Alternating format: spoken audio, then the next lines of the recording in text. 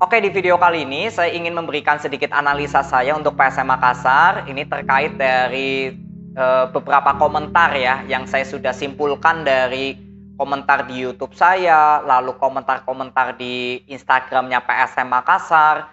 Saya bisa menyimpulkan ada 3 komentar yang cukup penting ya yang saya ingin bahas di sini. Yang pertama, PSM Makassar cara permainannya sudah monoton. Yang kedua, PSM Makassar ini strateginya Tavares sudah bisa ditebak oleh tim-tim musuh. Lalu yang ketiga, lini tengah dari PSM Makassar ini seperti nggak berjalan maksimal lagi. Nah, jadi ini 3 kunci yang saya bisa simpulkan ya dari berbagai komentar, dan saya ingin sedikit memberikan penjelasan aja gitu ya, atau opini saya dari terkait 3 hal ini.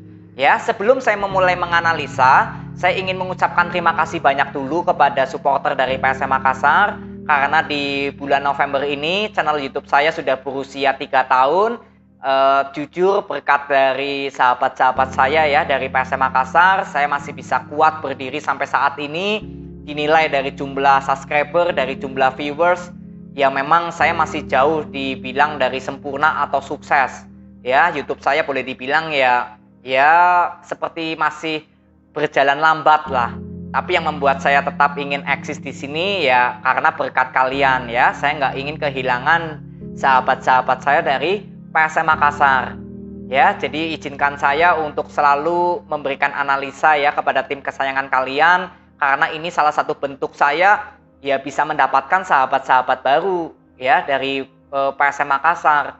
Entah saya mengkritik, entah saya memuji, ya itu semuanya tujuan saya hanya ingin peduli aja kepada PSM Makassar, dan saya bisa mendapatkan sahabat-sahabat baru dari sana. Inilah kunci yang membuat saya bisa bertahan hingga saat ini, karena saya mendapatkan banyak support ya dari supporter PSM Makassar di YouTube saya.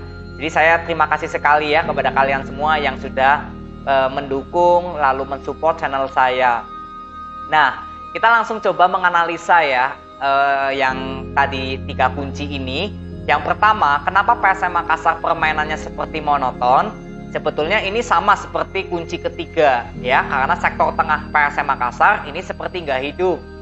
Lalu yang kedua, apakah permainan dari Tavares ini sudah dikonter dengan permainan musuh? Sebetulnya kesimpulannya simple. Misalkan ya gini, PSM Makassar ketemu Persija Jakarta. Kita sudah tahu kalau PSM Makassar ini bermain cepat, sedangkan Persija Jakarta bermain dengan bola possession. Artinya counter by counter pasti sudah dilakukan oleh kedua pelatih tanpa harus mengubah cara permainan. Jadi disitulah yang dinamakan strategi. Bukan di skema permainannya berubah ya, tapi lebih ke strateginya bagaimana untuk mengcounter permainan Persija agar permainan cepat PSM ini tetap berjalan. Nah, jadi sebetulnya apa sih yang membuat PSM Makassar ini di luar dari hasil kemenangan, hasil kekalahan, hasil imbang, tapi kok belum memuaskan gitu loh cara permainan PSM? Yang saya bisa ambil ya, yang menurut saya paling berdampak adalah kepergian Pluim. Di sini saya bukan menyesali Pluim pergi, bukan ya, tapi memang ya kontribusi Pluim sebagai gelandang serang dari PSM ini belum ada yang bisa menggantikan. Makanya saya sudah pernah mengatakan ya, jangan sampai PSM Makassar kehilangan Pluim, tapi belum ada pemain yang bisa menggantikan posisinya Pluim. Walaupun seringkali Everton yang dipasang sebagai penggantinya Pluim. Tapi kalian tahu, Everton di akhir-akhir pertandingan ini kan jarang diturunkan ya. Bahkan ada gosip kalau Everton akan pindah ke tim lain. Jadi sebetulnya di gelandang serang PSM ini nggak ada pemain yang murni sebagai gelandang serang. Nah, kemarin ketika Mansaray masuk ya, dan saya sudah melihat cara permainan dari Mansaray, ternyata tipenya Mansaray dengan Adilson ini murni sebagai finisher. Murni sebagai pemain depan yang hanya ya tajam di area kotak penalti. Tapi untuk menjadi second striker atau menjadi gelandang serang, ini bukan tipe dari Adilson dan juga Mansaray. Maka dari itu ketika lawan Dewa United kemarin, walaupun saya nggak bahas video reviewnya, saya ingin simpulkan semuanya di sini. Kalian bisa lihat ketika Mansaray bermain dengan Adilson secara bersama, ya memang sektor tengah PSM Makassar ini nggak berjalan. mungkin kalian bisa melihat ya M. Arfan permainannya kurang bagus, lalu Ananda Rehan juga seperti gak terlihat lagi permainannya bagus. Kalian perlu tahu ya, sebetulnya PSM Makassar ini nggak memasang gelandang serang.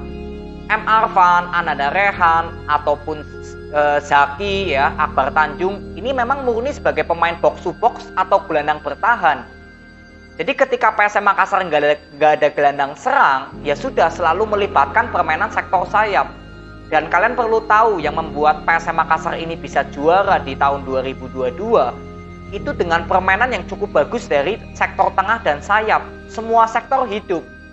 Bahkan tiki-takanya juga berapa kali terlihat di musim 2022 karena adanya seorang gelandang serang yang murni. Nah, kemarin lawan Dewa United memang Zé Paulo ini kan belum dimainkan. Kalau saya lihat dari historinya Zé Paulo, ini kan posisinya sebagai gelandang serang.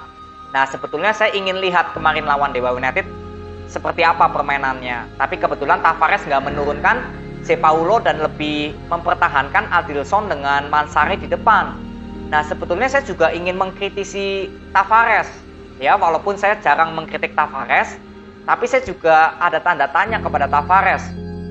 Di tahun 2022, ya, saya ingin flashback sedikit ya, karena ini cukup penting sekali. Yang membuat sistem permainan PSM Makassar ini terlihat bagus, skema permainannya terlihat enak untuk kita tonton, itu karena PSM Makassar selalu memasang satu striker. Everton paling sebagai gelandang serang kalau Pluim nggak bermain.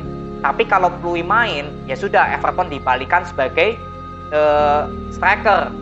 Nah, tapi ketika PSM Makassar tertinggal atau posisinya lagi mencari gol, barulah Tavares biasanya di babak kedua memainkan Sananta. Ya, jadi Everton, Sananta dan juga Pluim bermain bersama nih 3 pemain. Ini biasanya dilakukan oleh Tavares ketika PSM Makassar mencari gol. Nah, tapi di beberapa pertandingan terakhir ya, kalau di ACL masih ada Everton. Tapi kemarin lawan Dewa United itu terlihat jelas kalau sebetulnya ini bukan Tavares yang biasanya. Karena langsung memainkan 2 striker tanpa memainkan gelandang serang yang murni. Dan itu memang terlihat kalau permainan PSM Makassar untuk bertahan dulu ya, itu nggak efektif. Karena kontribusi Adilson dan Mansare lebih condong menunggu di sektor tengah tanpa melakukan pressing sampai ke belakang. Biasanya kan ada salah satu pemain yang ikut bertahan ya, entah Mansare, entah Adilson. Tapi karena 2 tipe pemain ini sama, ya akhirnya sama-sama menunggu ketika PSM Makassar bertahan. Dan ketika membuild up serangan, ya Adilson dengan Mansare juga langsung maju ke depan secara bersama. Jadi yang membuat permainan PSM Makassar ini monoton, permainan lini tengahnya nggak hidup, itu nggak ada yang menyalurkan bola dari sektor tengah sampai ke depan. Karena nggak ada penyalurnya di gelandang serang. Jadi yang membuat permainan PSM Makassar monoton, lini tengahnya nggak hidup, ya kalau menurut saya, karena nggak ada support yang diberikan kepada M. Arfan untuk Adilson atau Mansare, dan juga sebaliknya, suplai yang didapatkan dari Mansare dari pemain tengah. Rata-rata gol yang diciptakan dari PSM kan dari sektor sayap gitu ya. Inilah yang menurut saya menjadi faktor penting. Ya memang pertanyaan saya kenapa Tavares memaksakan bermain dengan 2 striker gitu loh. Tapi ya mungkin ini hanya sebagai bahan percobaan juga bisa ya. Nanti bertemu dengan Persikabo, saya juga ingin lihat apakah Mansare dan Adilson akan diduetkan lagi atau justru salah satunya akan digantikan dengan Zé Paulo yang posisinya memang murni sebagai gelandang serang. Ini yang sebetulnya saya nanti-nantikan. Tapi selama Tavares terus memasang 2 striker dan juga cara permainannya nggak efektif gitu ya, ternyata ya saya akan berani mengkritik Tavares. Kalau misalkan nggak efektif gitu ya cara permainannya. Bukan masalah menang ya, tapi permainannya enak nggak untuk ditonton gitu. Ya, ini paling yang saya bisa ambil analisanya kenapa PSM Makassar kok seperti permainannya monoton, lini tengahnya nggak hidup. Lalu untuk masalah Tavares ini sudah ditebak oleh tim lain, ya saya kira sih ini bukan sebagai opini yang kuat ya untuk saya bisa jawab iya. Karena kalau untuk tebak-tebakan ya pasti sudah saling menebak cara permainan dari tim A lawan tim B. Tinggal di strateginya bagaimana tanpa mengubah skema permainannya PSM yang cepat. Ya, Jadi paling ini nanti ketemu Persikabo ya, bermain di kandang sendiri. Saya akan lihat line up-nya akan seperti apa untuk PSM Makassar. Lalu nanti Zé Paulo apakah dipercaya sebagai gelandang serang. Dan ya saya kira Mansare masih jauh lebih baik ya daripada Adilson. Ya kemungkinan besar ya Mansare tetap akan menjadi starter ya. Tinggal menunggu gelandang serangnya dimainkan nggak oleh Tavares. Ini yang menjadi tanda tanya saya nanti. Ya, jadi nanti kita nikmatin aja dulu bagaimana kontribusi Tavares kepada PSM Makassar. Kalau memang perlu dikritik ya kita kritik. Ya, tapi kalau misalkan memang Tavares memberikan sedikit perubahan ternyata hasilnya juga memuaskan, dari hasil bagus, dari permainan bagus, ya kita juga berikan apresiasi kepada Tavares. Tinggal nanti kita lihat lawan Persikabo, lawan apalagi ya ini ya kemarin Haipong ya di AFC. Lalu nanti ketemu Persib Bandung. Nah ini 3 match ke depan sangat penting sekali untuk PSM Makassar. Ya nanti kita ketemu di video review bagaimana menganalisa jalannya pertandingan dari PSM Makassar.